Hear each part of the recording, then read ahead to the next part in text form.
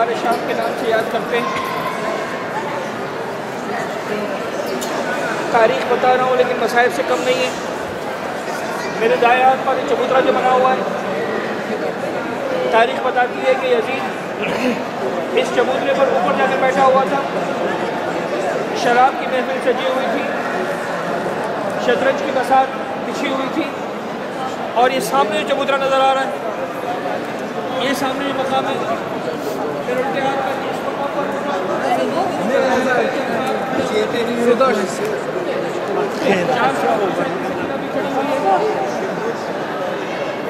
مولا سید الشہداء کی کہنے کی کھڑی ہوئی ہے، مولا سید سجاد سر جھکائے کھڑے ہیں، اور اسی مقام پر میرے مولا سید پر دیا۔ واقعات بہت زیادہ ہے، میں سارے کے سارے نہیں پڑھ پاؤں گا، لیکن یہی وہ منزلیں ہیں کہ جب اہل بیت کا لٹا ہوا قافلہ پہنچا، آپ نے سنا کہ دربار میں حاضری لیتے لیتے زینب کو 3 دن دربار کے دروازے پر ہی گزر گئے۔ اس تکلیفوں کے بعد جب 3 دن بعد دربار سج گیا اور اہل بیت کا لٹا ہوا قافلہ جب دربار شام میں پہنچا ہے،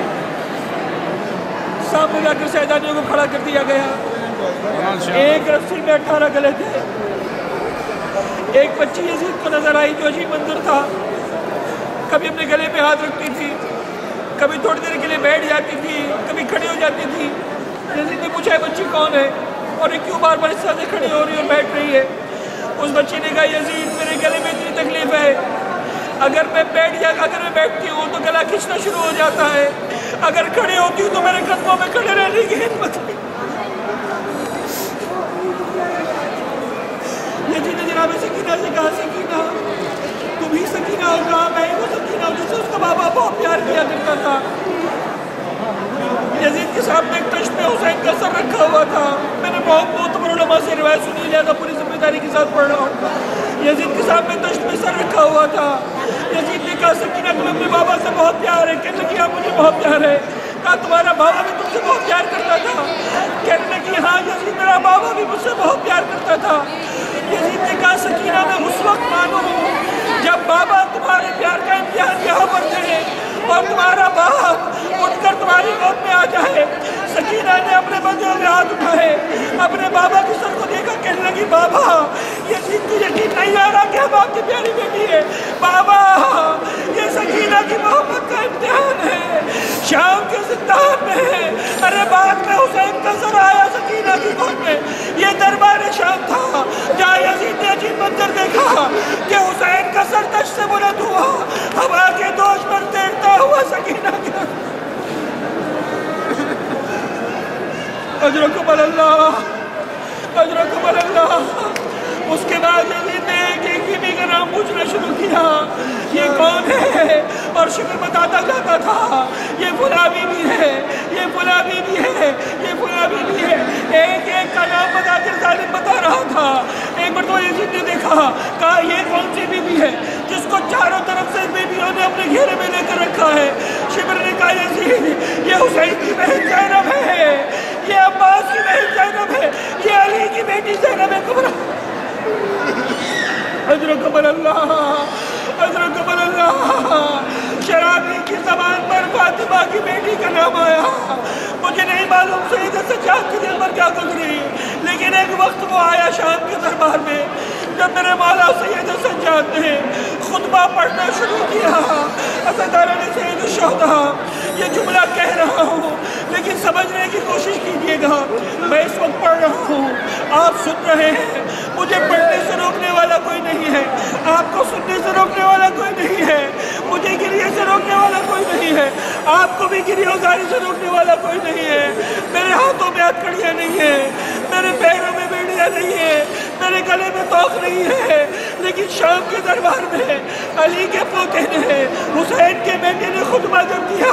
ہاتھوں میں ہتھکڑیاں بھی تھیں، پاؤں میں بیڑیاں بھی تھیں، گلے میں توقے خاردار بھی تھا۔ اگر سر اٹھائے تو کیسے اٹھائے؟ جیسے ہی سر اٹھاتا تھا ایک طرف شرابی نظر آتا تھا، ایک طرف فاطمہ زہرا کی بیٹیاں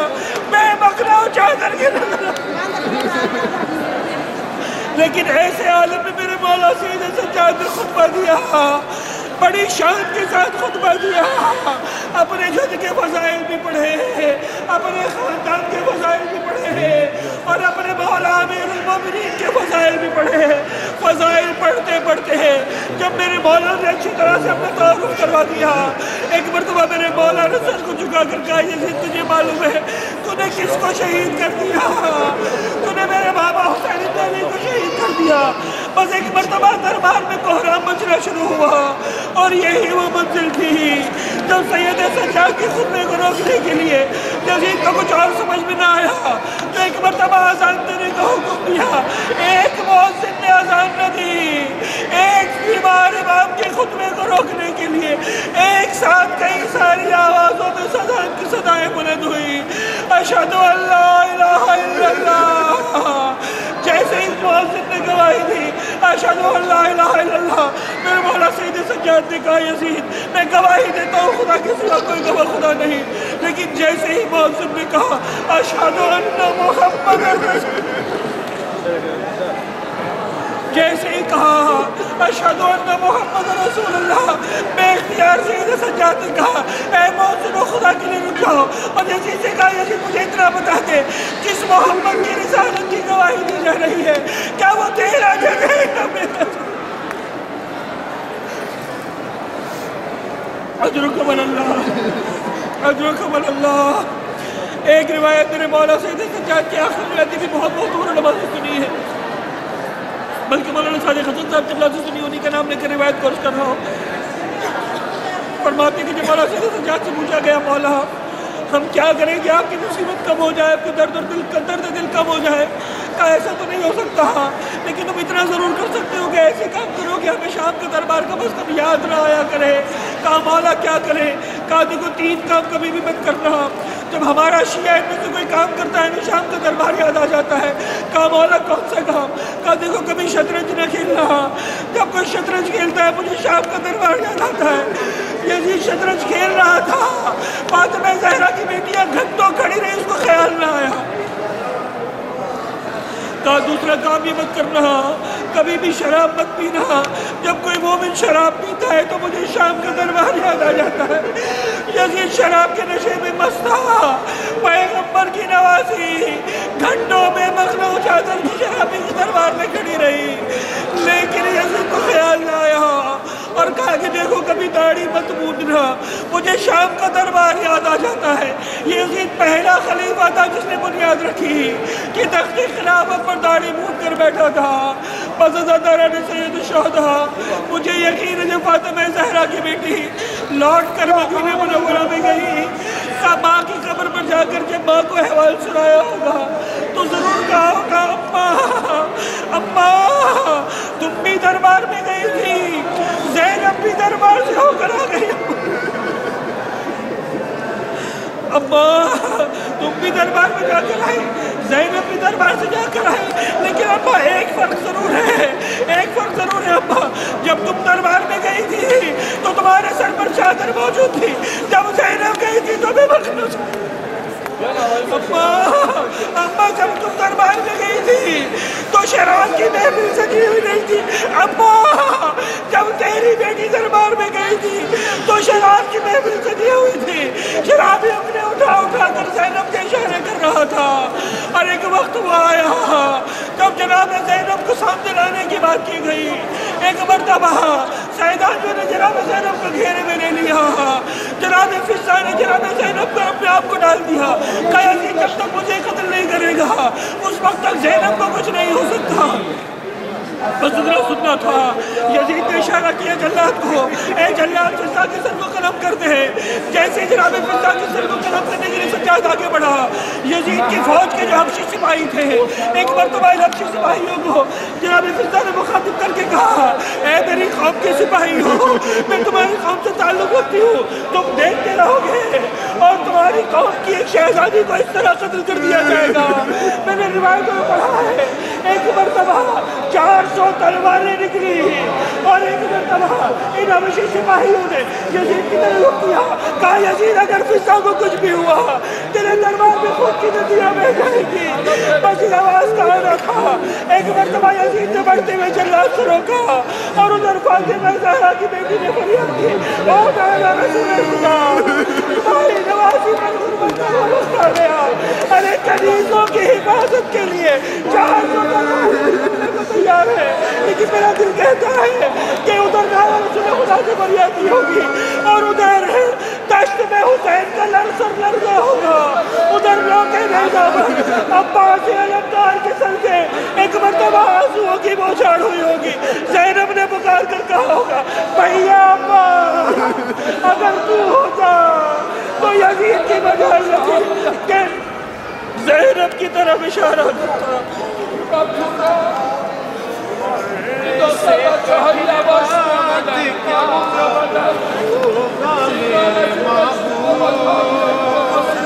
فضا کے طرف دار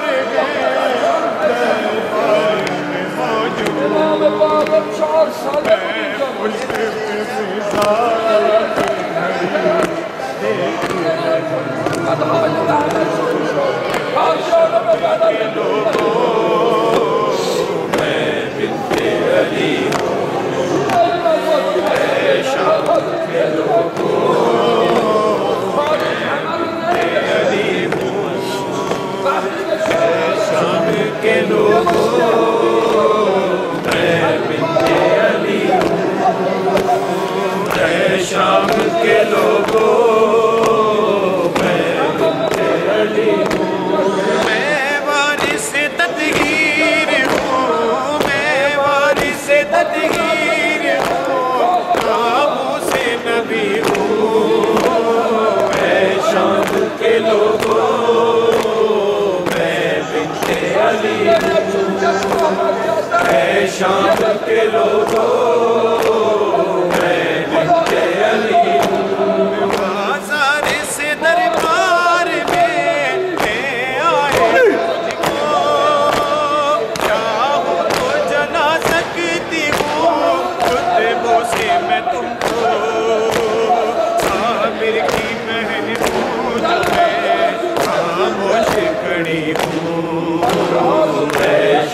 کے لوگوں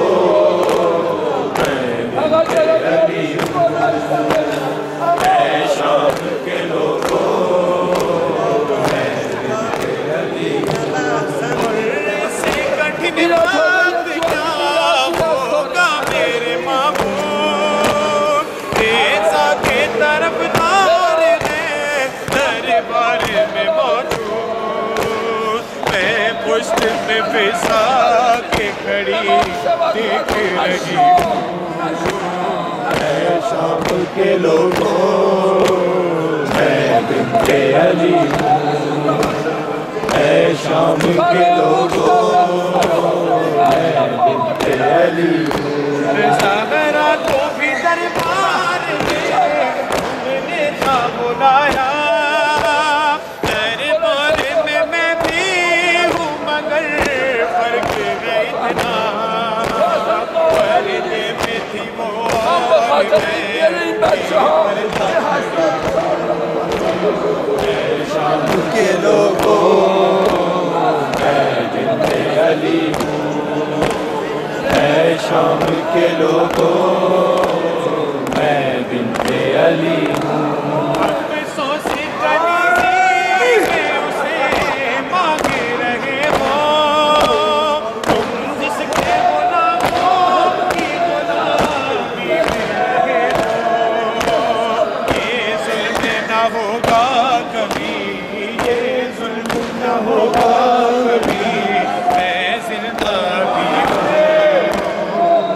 شام کے لوگوں میں بنت علی ہوں، اے شام کے لوگوں میں بنت علی ہوں۔ بازار سے دربار میں لے آئے ہوئے چاہوں تو جلا سکتی ہوں، خطبوں سے میں تم کو صابر کی بہن